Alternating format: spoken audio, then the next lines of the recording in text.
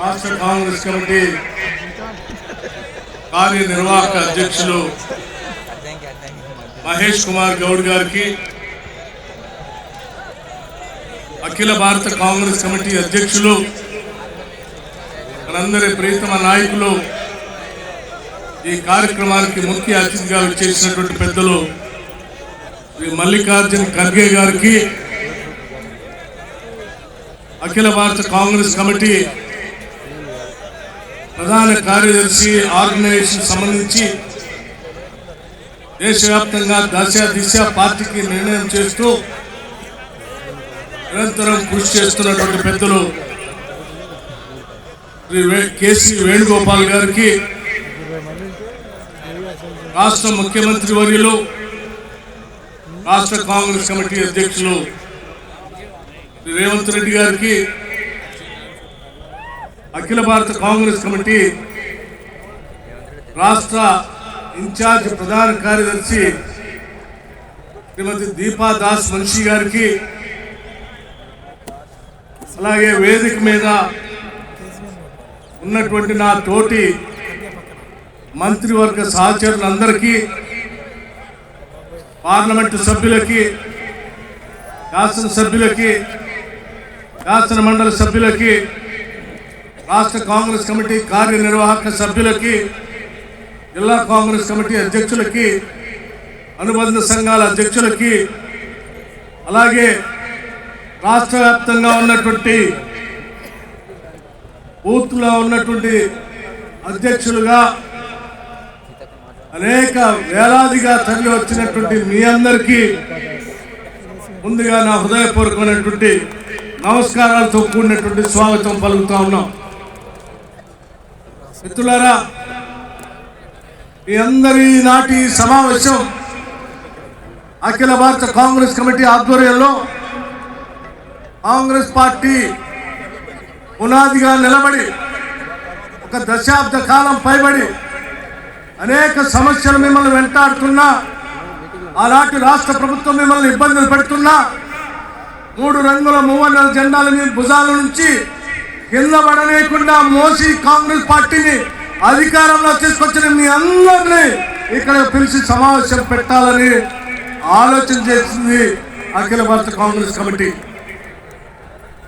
అందులో భాగంగానే ఈరోజు మీ అందరికీ ఇక్కడ సమావేశపరిచి మీ అందరి ఆలోచనలతో పాటు రేపు జరగబోయేటువంటి ఈ దేశంలో మనందరికీ తెలిసిందే, ఈ దేశంలో మత సామరస్యానికి ప్రతీకగా దేశాన్ని మతం పేరు మీద ఆర్థిక వ్యవస్థల పైన విడదీస్తూ విద్వేషాన్ని చెబుతున్నటువంటి భారతీయ జనతా పార్టీకి వ్యతిరేకంగా దేశవ్యాప్తంగా పాదయాత్ర చేస్తున్నటువంటి మన ప్రియతమ నాయకుడు రాహుల్ గాంధీ గారు వారి సందేశాన్ని, అలాగే అఖిల భారత కాంగ్రెస్ కమిటీ ఇచ్చినటువంటి పిలుపు మేరకు ఈ దేశంలో లౌకికవాదంతో ఇక్కడ పుట్టినటువంటి ప్రతి బిడ్డ ఈ దేశ బిడ్డే, ఈ దేశాన్ని పాలించగలిగినటువంటి అర్హత శక్తి కేవలం కాంగ్రెస్ పార్టీకి తప్ప మరే ఇతర పార్టీకి లేదని చెప్పేటువంటి సందేశాన్ని ప్రతి ఇంటికి మీ ద్వారా తీసుకెళ్లాలనేటువంటి ఆలోచనతో ఈరోజు మీ అందరినీ ఇక్కడ పిలిచి సమావేశం ఏర్పాటు చేయడం జరిగింది. మిత్రులారా, పెద్దలందరూ అనేక మంది ఇక్కడ వేదిక మీద ఉన్నారు. మీ అందరికీ తెలిసిందే, కాంగ్రెస్ పార్టీ పక్షాన 6 గ్యారెంటీలు ప్రకటించాం. కాంగ్రెస్ పార్టీ పక్షాన ఇందిరమ్మ రాజ్యాన్ని తీసుకొని వస్తామని చెప్పాం. కాంగ్రెస్ పార్టీ పక్షాన ప్రజాప్రభుత్వాన్ని ఏర్పాటు చేస్తామని చెప్పాం. దాన్ని దృష్టిలో పెట్టుకొని ఈరోజు మీ అందరు ఇచ్చినటువంటి ఆశీస్సులతో గెలిపించినటువంటి కాంగ్రెస్ పార్టీ ప్రభుత్వం ముఖ్య దీక్షతో ఎటువంటి ఇబ్బందులు అనేక ఎదుర్కొన్నప్పటికి కూడా ప్రజలకు ఇచ్చినటువంటి వాగ్దానాలను నిలబెట్టుకోవటం కోసం 6 గ్యారెంటీల్లో ఇప్పటికే 2 గ్యారెంటీల్ని అమలు చేసినటువంటి విషయం కూడా మీ అందరికీ తెలిసిందే. రేపు రాబోయే రోజుల్లో కూడా మరికొన్ని గ్యారెంటీల్ని అమలు చేయడం కోసం రాష్ట్ర ప్రభుత్వం తరఫున అనేక కసరత్తులు చేస్తూ మీరందరూ తలెత్తుకుని నిలబడేటట్టుగా ఈ రాష్ట్ర ప్రభుత్వ పాలన ఇందిరమ్మ రాజ్య ప్రజాపాలన అందిస్తామని చెప్పి మీ అందరికీ మాటిస్తా ఉన్నాం. ఇటువంటి కార్యక్రమాలు తీసుకొని ప్రజల కోసం పనిచేస్తున్నటువంటి ప్రభుత్వం పైన ఈనాడు బీఆర్ఎస్ పార్టీకి సంబంధించిన నాయకత్వం అవాకులు చవాకులు పేలుతా ఉన్నారు. బట్టలు ఇప్పి కొడతామని చెప్తా ఉన్నారు. నేను ఒకటే మాట చెప్తా ఉన్నాను, ఈరోజు రాష్ట్రంలో ఉన్నటువంటి కాంగ్రెస్ కార్యకర్తలు ఒక్కసారి కన్నెర్ర చేసి చూస్తే ఈ రాష్ట్రంలో టీఆర్ఎస్ కానీ బీఆర్ఎస్ పార్టీ కానీ మిగలదని చెప్పడానికి ఎటువంటి సందేహం.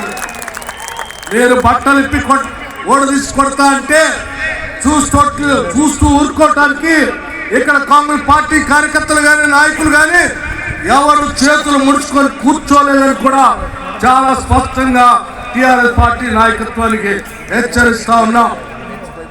ఇది ప్రజాస్వామ్య దేశం, ప్రజాస్వామ్య రాష్ట్రం. ప్రజాస్వామ్యయుతంగా ప్రతిపక్షాన్ని కూడా గౌరవించాలనేటువంటి ఆలోచనతో పాలన చేస్తూ ముందుకు పోతా ఉన్నాం. దాన్ని ఏదో మీరు చేతగానితనంగా భావించి బట్టలు ఎప్పుడు తీసుకొడతామనంటే మా తడాక ఏంటో కూడా మీకు స్పష్టంగా చూపిస్తామని కూడా ఈ సందర్భంగా మీ అందరికీ చెప్పడమే కాకుండా మీరందరూ అకుంఠిత దీక్షతో మన నాయకత్వం చెప్పేటువంటి మాటల్ని సూచనలు తీసుకొని ఊరూరు ఇంటింటికి కాంగ్రెస్ సందేశాన్ని తీసుకొని వెళ్తూ రేపు జరగబోయేటువంటి పార్లమెంట్ ఎన్నికల్లో 14 నుంచి 15 స్థానాలు పైబడి మనందరం గెలిచి కాంగ్రెస్ పార్టీకి, తెలంగాణ వచ్చిన కాంగ్రెస్ పార్టీకి మనం కానుకగా ఇద్దామని చెప్పి మీ అందరికీ నేను సవినయంగా మనవి చేస్తూ సెలవు తీసుకుంటున్నాను. జై హింద్, జై కాంగ్రెస్.